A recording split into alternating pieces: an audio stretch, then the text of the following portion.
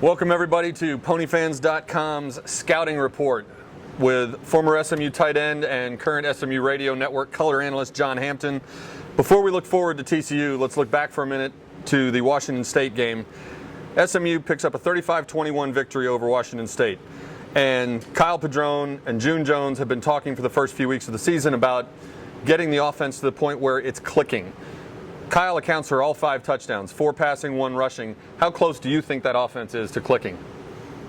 Hopefully close. About 3 or 4 days we're going to need it to be really close. You know, like we said, the theme all season's been replacing 2 very valuable players that are pursuing NFL careers. And so as a young quarterback, you don't just replace those kids overnight. And luckily the offensive line has been such a strength. They've been such a constant that Kyle's had time to throw, receivers have had time to get downfield, running backs have had lanes to run. So while we don't have those go-to guys yet and we're working on clicking, you're still 2-1. Kyle hasn't turned the ball over in a couple weeks. So, I mean, you would think it's close. It sounds like it's close. It's just a matter of repetition. It's such a rhythm-based offense, and it needs clicking. And you got some young receivers seeing it for the first time, a quarterback seeing it with those receivers for the first time. You just got to see it. It's a matter of repetition. Okay, you mentioned that it's close, and this is a short week, and obviously it's not just any week. This is TCU week. This is the battle for the Iron Skillet. TCU comes into Ford Stadium Friday night for an ESPN game. They are undefeated. They're number 4 in the country. Last year, SMU hung tough with TCU for 2.5, 3 quarters in horrible weather conditions, a downpour over in Fort Worth. But what did you see last year from SMU's performance that they can take out of that game that will help them prepare for Friday night against the Frogs this year? I thought their body language, call it swagger, whatever I thought that stepped up a level. Especially they came off the week. Last year was after they'd gone to Washington State and got beat. So they bounced back quickly. That loss didn't hang over them. So they had that air of, we're here, we're supposed to be here. Win or lose, you're not just going to hit us in the mouth, and we're not going to fold. So that was good to see that they're starting to take the personality of the staff. The program's starting to take another step. Made some plays. Outmanned physically, in probably every position, yet knew that it was a sprint and they were running with them. June alluded to it. There was a no call or a reverse call on a fumble that the momentum completely changed the game, and that was kind of where it didn't kill SMU's will, but for a team like SMU on the climb up, you just can't have those kind of setbacks. That momentum opened it up, and SMU was they weren't able to recover at that point. So I thought that was probably that was indicative of not being there, obviously, but showed signs. They showed. I said it the first time. They just showed that swagger that you have to have if you're going to go win and beat good teams. You mentioned SMU is in the process of building its program. TCU's been doing that for a decade or so now, and they've done a very good job at it. They're now ranked 4th in the country, and while some people look at them and say they're doing very well, but they're not in a BCS conference, whether they would compete with the national heavyweights is really a matter of opinion, I guess. But traditionally, over the last decade, TCU has been a team with a terrific defense, very good running game, but now you look at the numbers they're putting up. They're scoring 45.7 points per game. They are putting up 487 yards per game of total offense. Why is the Horned Frog offense so explosive this year?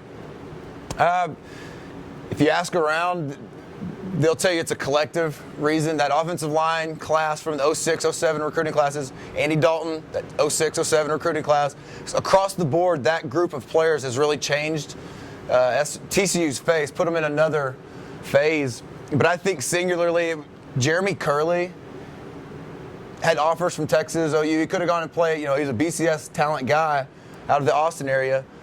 He commits to TCU, and every week they're chasing 50. He's a punt returner, kick returner, runs a wildcat quarterback for him, slot receiver, goes in motion. He's such a good player. It's not even how many touches that he gets. It's the attention that he demands from a defensive coordinator and that preparation that it allows a slew of their other receivers. Now they have 12 receivers catching passes this season already. Those guys are getting one-on-one matchups because of the attention Jeremy Curley gets. He's an explosive player. He changed the game last year on a punt return. He got a block thrown by a kid that wasn't wearing a helmet. I mean, he capitalized and he changed the face of the SMU game. That's the only game I saw of him last year in person. But I think if you look at their books and their game stories, he did that once a game. He changed the face of the game, whether it was a big catch, big run, third down conversion, whatever it is. He's just so dynamic that I think he complements everybody else that they brought in those classes. I think he's a step more special than anything they've got or had in a long time. You mentioned Andy Dalton, their quarterback, and at first glance, he's kind of hard to figure out because he runs well, but he's not blindingly fast. And he's a strong kid, but he's not an enormous quarterback. He's got a good arm, but he's not cranking 70-yard strikes downfield. But all he does is win. He's leading this really explosive offense. They're 29-3 in their last 32 games. Why is he so? And he's a four-year starter too. And like you said, he's spread the ball around. 12 guys already have caught passes. What is it about him that's making him so effective?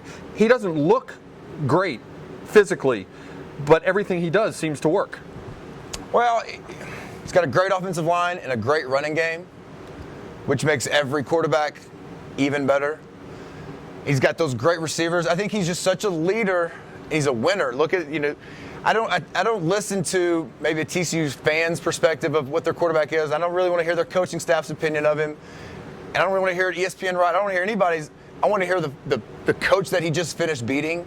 And I think we're reading through the TCU material this week. Art Briles and Mike Riley, Oregon State and Baylor's coaches, highly respectable, great guys. And they both said once he got into rhythm, his game experience, his body language, he expects a score every time his offense gets on the field. He's not overshadowed. Nothing is too big for him. So I think he keeps himself cool with all that experience he's been able to gain. Keep in mind, he was a first game, his redshirt freshman year, he was starting. He's a fifth-year senior now, played in a lot of big games. College football slowed down tremendously for him, and to complement that experience, he's got that talent that he's throwing to. He just it shows you that football's a team sport, and if you play a position like quarterback and you've surrounded yourself with really good players, it makes you look that much better. He runs for close to 40 yards a game, 37.5. He throws for 208 yards a game, which is good, but not, Case Keenum. But here's the number that jumps out at me: 74.6% completion. When's the last time you heard of a quarterback completing 3/4 of his passes? I don't even know that we would hit 74% in 7-on-7 or just running routes on air some of my time. I've seen some percentage rates that are bad. That's impressive. But I think if you look at their offense, they take calculated deep throws. They set that up with the running game. They do a lot of play action, bootleg. He's a great athlete. He can throw on the run. They're not asking him to make tight throws. And they're so balanced and they're so strong. They spread defenses so wide that he's really throwing in big alleys. They're throwing the crossing routes, short, shallow, high completion rates, and giving them to great athletes that run after the catch. So it's a good system. It's a smart system, and he's obviously operating it on point with great throws, smart decisions. Their running game is a little different this year. Last year, they had Joe Turner, who was the bigger power back, who was paired up with Ed Wesley in the backfield, and they would alternate. Ed Wesley being a little bit smaller, quicker, shiftier guy. Now, Turner's gone. Matthew Tucker, who was a stud freshman for them last year, he's in there as the number 2 guy with Wesley. How does their running game change, and how does their offense overall change, having the 2 quicker guys? I don't think it changes at all. I mean, I think it's the same commitment to the great athletes in the backfield like it was with Daniel Tomlinson, Aaron Brown. I know I'm missing, take your pick, Robert Merrill, I believe, was a running back, Lonte Hobbs. Insert, change the last name, put it on the back of a jersey, but insert that kind of athlete behind that big offensive line, and you see TCU's running game. I think it's almost now, though, more so than ever, like we called it, an embarrassment of riches in that backfield. A top recruit that signed out of high school, goes to UCLA, transfers to TCU, and he's running 4th, 5th string. They say they're one of the most talented kids is the 5th string tailback. I mean, they show a commitment to a running game, and they're putting these kids into the NFL. So obviously, great backs are wanting to come play in that offense and get their, get their share. I just think that slowly their level of recruiting has raised to the point where they're so explosive across the field, not just offensive line and running back, that the balance just allows these kids to run wild. On top of that, strong backs that hit the hole hard, run hard, 4 quarters, and they stay so fresh. It's like an NFL dream for these coaches to have 2, 3 multiple backs. It's a long season. You want to use fresh legs for 4 quarters, and you'll see it. They're running back. They're scoring all these big points because they're putting their backups and 3rd strings in. These kids are just as good, just running down and running their offense and getting points. They're not intending to blow people out. They've got a pretty good roster at that position especially. Okay, you talk about the collection of talent. That carries over to that offensive line too, because they lost 2 starters from last year's line to the NFL. And you would think anytime you lose 2 quality starters like that, maybe their line takes a hit. But from what you've seen, their offensive line looks very strong again, and I guess it starts with Marcus Cannon. Marcus Cannon, I think he's 6'5", like 350, and he's more athletic looking than I am by far. He's big. He's like a world-class discus thrower. I think he won the conference discus or shot some. He's just an athlete and solid. He's an anchor. They run behind him. Jake Kirkpatrick, the center. Like, he's already married, mature kid, can dunk a basketball, flat-footed. I mean, they've got that athleticism up front that, just like every other position in the way it seems, just plug the next guy in for TCU. You don't become the number 4 team in the country without having reserves that are coming up that pipeline to be ready to go and just step in place, not hoping this young kid can fill a void. They've got guys ready to go. Is Cannon on the left side, so he'll be going head-to-head with another world-class track athlete? Yeah, good matchup. Cannon versus Margus Hunt. How do you like that matchup? On the ring or on the field? Well, let's start with on the field. Well, I like Margus Hunt against anybody in the country. I'm going to continue liking him against anybody in the country. But, I mean, it's a matchup. I don't know. Margus could probably get some penetration once or twice. I'm sure Marcus will get the best of Margus. They'll probably get the best of each other. In a way, it's just the European version versus the American version. There you go. Margus versus Marcus, and it's corny, but it'll be a good matchup, I would imagine. I think he's played right tackle in the past. He's probably played left tackle for him. I hadn't even thought about Margus versus Marcus. You and Rich are going to have a blast in the radio booth on Friday night. It'll just be Cannon and Hunt to me. There you go. Or the Wolf. TCU traditionally has had a terrific defense over the last 10, 12 years. Their 2 stars from last year, Jerry Hughes is now with the Indianapolis Colts. Darrell Washington's now starting for the Arizona Cardinals. What have you seen from their defense when you've studied TCU, and what do you expect from them? Same sort of performance again? Same sort of performance or expectation out of the offense. Same thing goes for that side of the ball. They've been replacing talent. They've got a linebacker that they love, Tank Carter, all over the field, makes plays. Defensive line, they're bringing it by committee to replace. They've got Wayne Daniels on the other side, who started opposite last year of Jerry Hughes. He's making plays for them. I mean, they've got a crew rolling out. I think, in talking to some people, the secondary is down from where it has been, but it's still not down. It's just from where it has been. The pressure may not be as automatic up front early as it has been in the past. So for SMU, they're going to have to find a way to keep Kyle upright with a pocket, let him work his feet, and let some of those routes develop by over-aggressive play out of a secondary.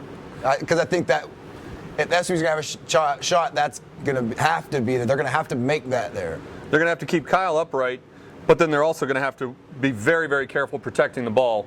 TCU's always used its speed and aggressive style to generate a lot of turnovers, and they've already forced 8 fumbles this year in 3 games. Now they've recovered 4 of them, but still, the ball is coming out when the TCU defense gets there.